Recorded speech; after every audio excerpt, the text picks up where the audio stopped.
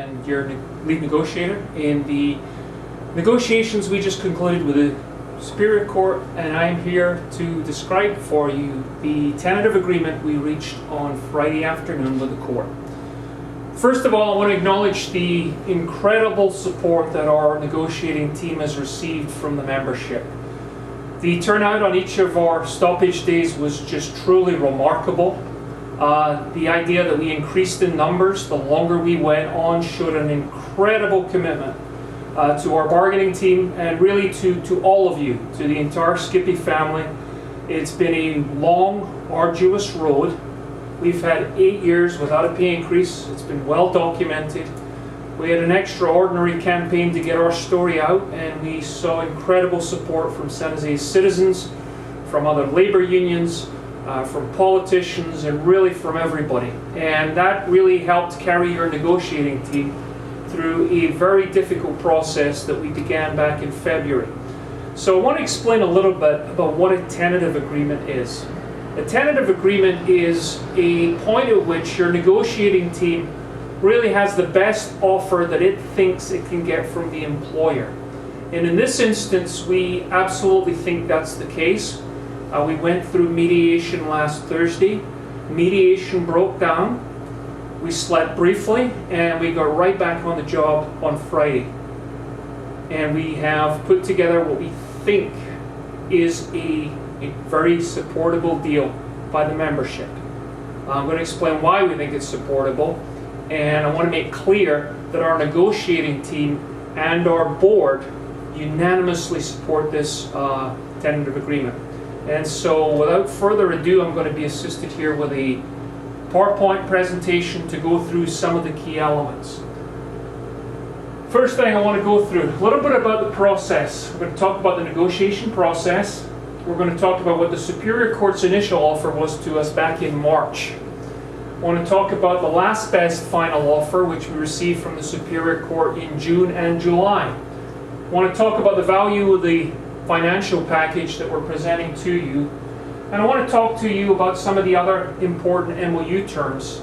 And at the end, I'm going to explain to you the consequences of what a no vote would mean. And again, I want to echo, because this is a key part, your bargaining team has fought incredibly hard. They've put in an extraordinary amount of time. It's all been on their own personal time. And having been through that process and having worked with the court, they are bringing to you what they think is the best deal that we can get given the current financial limitations that the court is operating on. So without further ado, I want to talk a little bit about the previous MOU. Our last MOU expired back on June 30th, 2014. As you know, members of this bargaining unit have had no raises for 8 years. In fact, many of you have given up concessions if you've been around for 8 years.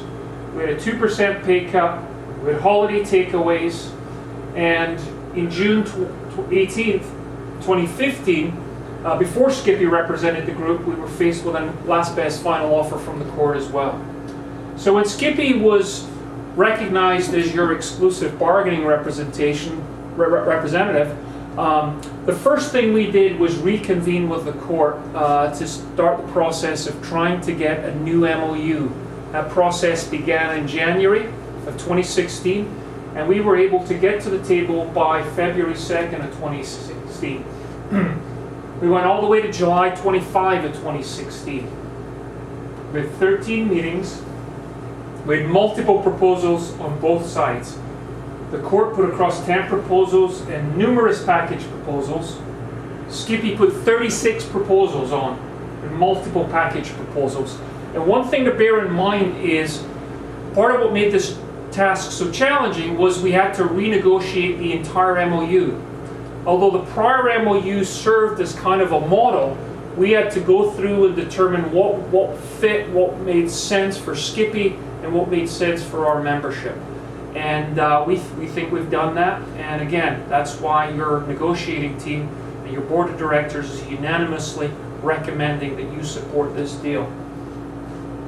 Let's talk about the initial Superior Court proposal. That was back March 11th, 2016. They proposed a 3% increase in May of 16. but that was immediately wiped out by a -3 in additional PERS contribution. Same thing in September. They were promising 3%, but then immediately that would be wiped out by paying 3% towards your PERS contribution.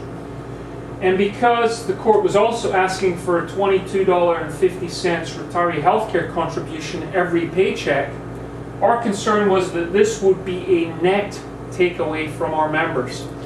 So compared to what we started with in March and what we are recommending to you today, we have come a tremendously long way down a favorable path. Again, let's remember, back in March, we were looking at takeaways. So, SCPEA proposals. The court made it very clear to us that the CalPERS flip was going to be critical for their funding. And negotiations requires collaboration. We're stuck with the court, and the court is stuck with us until further ado. And so we have an obligation to try to work together. And when the court identified the CalPERS flip as being very important to it, we made clear that that was a priority for us to achieve that. But in order to do that flip, it had to be fair. There had to be salary and money coming with it. We sought a multi-year deal. As you know, your bargaining team has been negotiating for the best part of 3 years. That process has been exhausting. We wanted to have a long contract, 4-year or even a 5-year contract, so that we would not have to get back to the table anytime soon. But in order to do that, the financial terms of the longer-term contract had to be good. As I mentioned before, we had to renegotiate the entire contract. And we were very clear that we had to, whatever length of the contract we negotiated, it had to have a second-year pay increase. So that's what we went in with.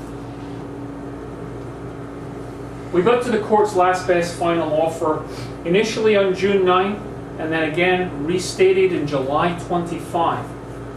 What the court wanted, and again remember the 3/3 which we started with, the court moved up to 5.5% post-ratification, August of 2016.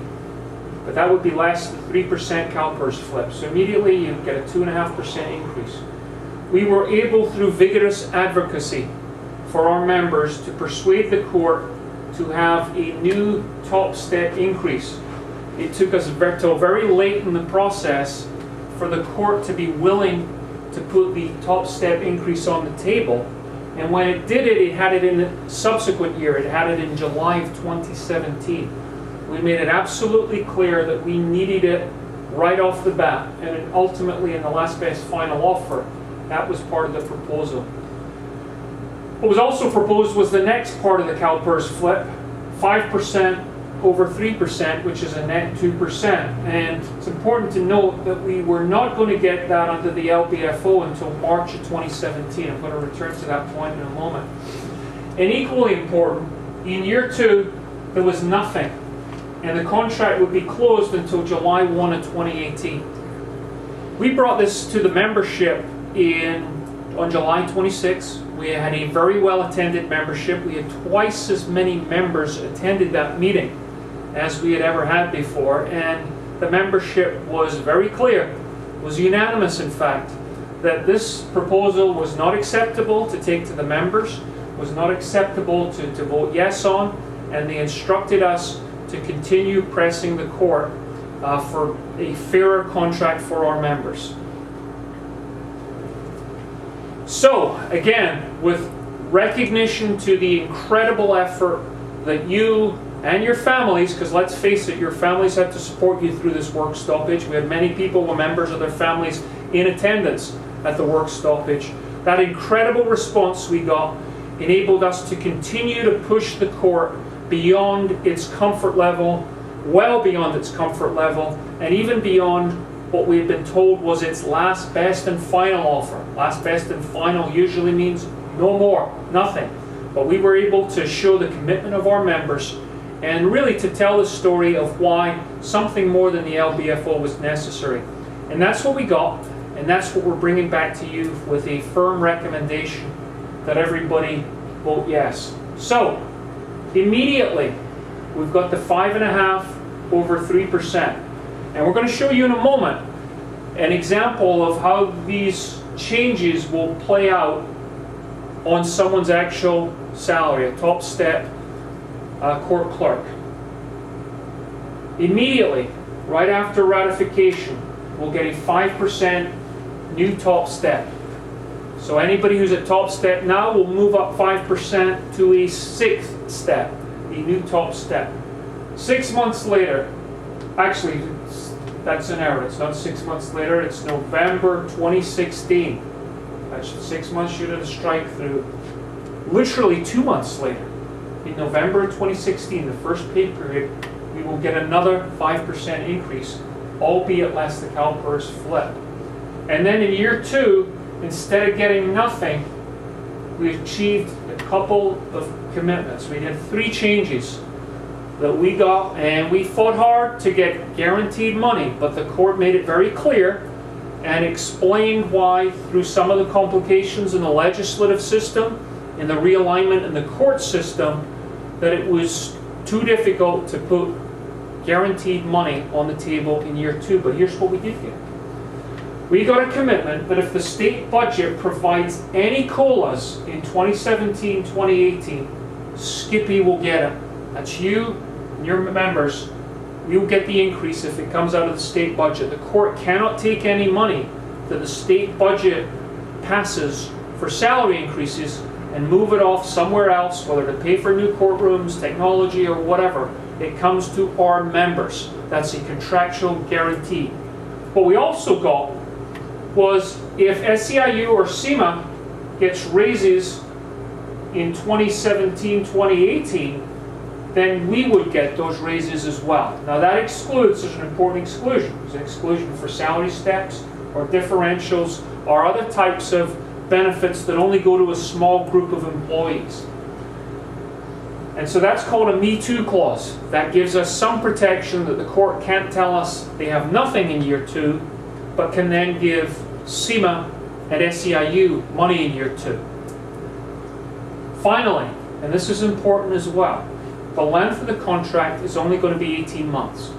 And why that's important is because no matter what happens July 1 of 17, whether we get the COLA or we don't get the COLA, and the only way we don't get a COLA is if there is no COLA. But if there is a COLA and we get it, we will be right back at the table, really not much more than a year from now, advocating vigorously that we continue to lag behind and we still have a lot of ground to make up, to catch up with some of the other court employees in the Bay Area. This is not a magic bullet, this contract, but this has got a lot of upsides, as you're going to see in a moment when I show you how it'll affect your pay. It's got a lot of upsides, and we see this as an important first step as we try to get our pay and our benefits and the respect shown to this bargaining unit back to where it needs to go to. So let's look at an example. Take-home pay for top step employees will increase by 12% by the first pay period in November. That's only 11 weeks from now. And that's a consequence of the 5.5% minus the 3, plus the 5, the new top step, plus the new 5% increase in November, minus the 3%. Now one interesting little twist, favorable twist in this contract is the fact that the CalPERS payment, now that we're picking up our own CalPERS contributions, which state law now pretty much requires under Governor Brown's PEPRA legislation, that actually has a benefit. Picking up that 6 to 8% that we're going to pick up 6 additional, we're already contributing 2, there'll be an additional 6. That actually results in a 1.6% increase because it's going to be paid on a pre-tax basis. So as we'll show you on the next slide, that actually has a tax benefit because with it being paid on a pre-tax basis, you're going to be able to take that as a tax deduction. And it's going to have the net effect of raising your take-home pay by 1.6%. And bear in mind, putting aside the CalPERS increase, base pay for top step employees for overtime and retirement purposes is going to increase by 16.3% over the next 11 weeks. And the magnitude of this change, one point that brings it home is that one of the members of our bargaining team has been around for many years and reached her current position in 1986. At that time, she was paid approximately $54,000. Now, 30 years later, she is paid $65,000. That's true. That's about $11,000 in 30 years. It took her 30 years to make $11,000 more. As you're going to see on the next slide, the next slide after this one, we're going to go from 65 to 76. That's 11,000 in 11 weeks. So, as challenging as this has been, everybody in this bargaining unit can feel extraordinary pride at having advocated so vigorously that we're going to be able to do in 11 weeks what it previously took us 30 years to do. So, this is top step court clerk now, $65,852. After the first pay period following ratification, that will jump up to almost $73,000. After the first pay period in November, it'll jump up to $76,598. Yep, 11,000 jump. And then the additional tax savings of paying 8% pre-tax towards CalPERS will result in a $919 based on this salary, or 1.6% increase in take-home pay. Go back to the last slide. One of the key parts of this deal and how it's distinct from the last best final offer, and this also ties in, this is really answering a question to those of you who are saying, hey, why are we not getting paid for the days we were out? Your bargaining team pressed very, very aggressively for you to be made whole for the days you were out. It is for that reason that at 10 o'clock on Thursday night, the mediation process broke down. But what we were able to do, after mediation, working very hard and collaboratively with the court, in the Friday morning, the small hours, the early hours, we were able to persuade it to move the second 5% increase forward 4 months from March of 2017 to November of 2016, and that's going to be worth approximately almost $1,100 to a top step clerk. By the way, for those of you who are in PEPRA, and it's an increasing number of our bargaining units, somewhere between 22 and 25 employees, PEPRA employees will not have to make any additional contribution towards CalPERS because you're already paying 50% of the cost of your pension. So for those employees, without having to pay the 6% to CalPERS, you're going to see increases of about 18%. And to be able to get that in 11 weeks is pretty extraordinary. And I'll be surprised if many people are able to see something like that the rest of their career. Again, this is a huge jump, and it's as we take the emotions of the last 10 days out of the process and we think about our members and their families trying to survive in this market. Santa Clara County is the most expensive county in the entire country to live in. It has the highest average wages in the entire US. And as we look at 18% and 12% increases and $11,000 increases, as much as we would have liked an even better contract, weighing everything up and weighing the experience of your negotiating team and analyzing how far we've pressed and how collaborative the courts have been and explaining their predicament, again I get back to the fact that your negotiating team and your board of directors unanimously recommend this deal. There's some other financial improvements, not quite as dramatic as what I just outlined. Those of you who work in a lead differential will see your premium go up by 1.5%. Those of you who work in a training differential are going to see it go up 1%. Educational reimbursement will go up from $1,000 to $1,500. Bilingual pay is up to $150 from $120. And additionally, within 6 months of the contract, we're going to sit down with the courts and we're going to do a detailed classification study to analyze whether we have compaction issues and whether equity adjustments are necessary for individual classifications. Make it clear, there's no guarantees that money will come out of this for anybody. But the point of doing this is to look and see if there's any particular classifications that are out of whack, both internally and as compared to other courts in the Bay Area. There is a takeaway, and it's for retiree health care. And at the moment, we don't pay anything towards the retiree health care that we're promised by the court. Now the court, which is going to have to make up a lot of the unfunded liability, because historically there hasn't been contributions sufficient to pay for the cost of retiree health care, we're now going to start doing our bit and paying first $10 per pay period and then $15 per pay period. And from a legal perspective, now that the employees are actually putting in to the health care benefit, it's going to help with legal arguments if at any time in the future anybody tries to challenge your vested right to that retiree health care benefit. Some other provisions. We've secured an agency fee clause, which means that non-members will have to now start paying their fair share towards the cost of negotiating improved wages and benefits. We're going to have fairer vacation scheduling.